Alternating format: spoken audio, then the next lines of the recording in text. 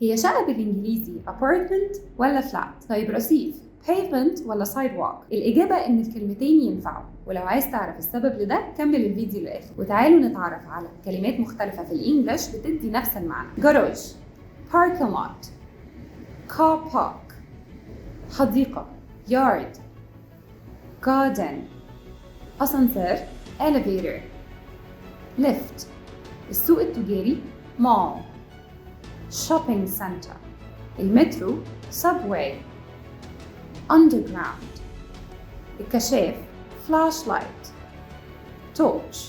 خلي بالك إن الكلمة اللي بدأت بيها هي American accent وتاني كلمة هي British accent.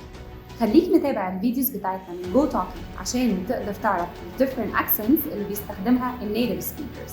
ولو عايز تتكلم زيهم ابعت لنا دلوقتي على Go Talking وهنخليك تعمل ممارسة يومية للغة الإنجليزية.